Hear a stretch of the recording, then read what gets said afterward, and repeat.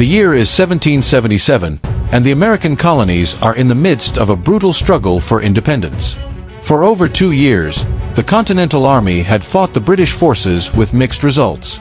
Now, the British have devised a new plan to bring the war to a decisive end. General John Burgoyne, commanding an army of 7,000 British and German troops, is advancing south from Canada, intending to divide the colonies by seizing control of New York's Hudson River. His goal: isolate New England, the heart of the rebellion, from the other colonies. However, this ambitious plan would ultimately unravel, leading to a pivotal American victory at Saratoga. As Burgoyne's army moved southward, they encountered unexpected challenges. The rugged terrain of upstate New York slowed their progress, and the Continental forces under General Philip Schuyler used scorched-earth tactics to make the British advance even more difficult.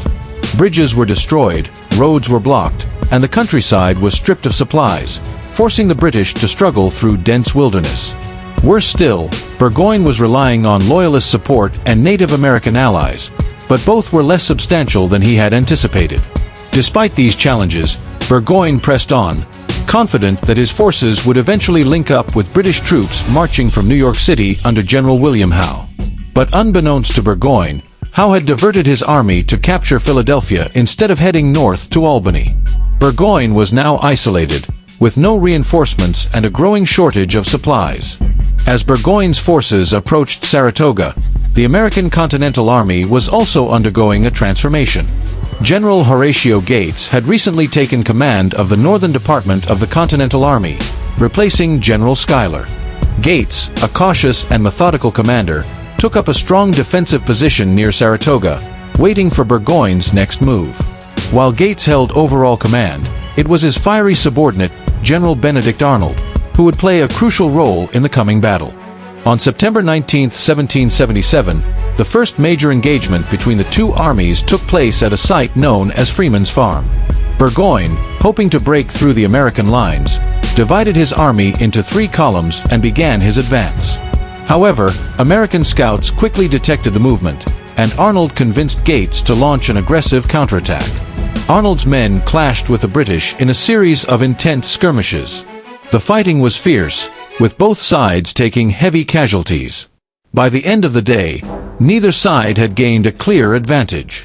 While Burgoyne technically held the battlefield, his losses were significant, about 600 men compared to the Americans' 300.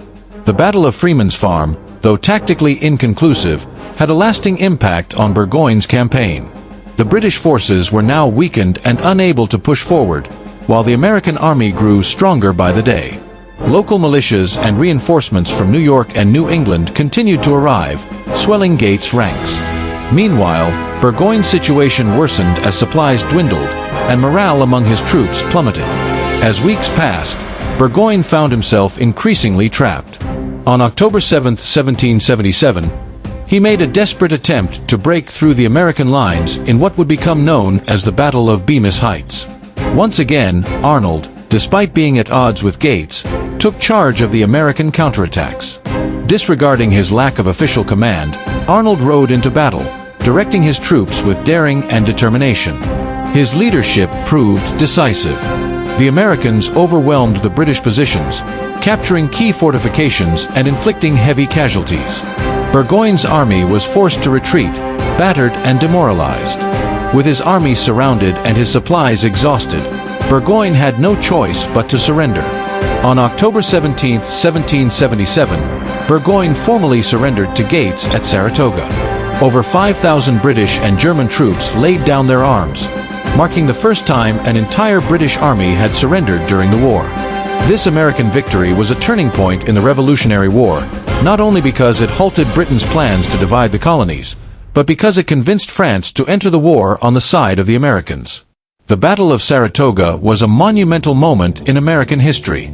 The defeat of a major British force boosted American morale and proved that the Continental Army could win large-scale battles. Even more importantly, the victory at Saratoga helped secure crucial international support.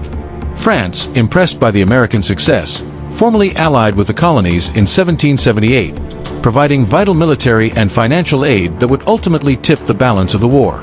In the end, the British plan to divide and conquer the colonies had failed. The Saratoga campaign marked a turning point in the Revolutionary War, shifting the momentum in favor of the American cause and paving the way for eventual independence. This was the Battle of Saratoga, a conflict that reshaped the course of a war and the destiny of a nation.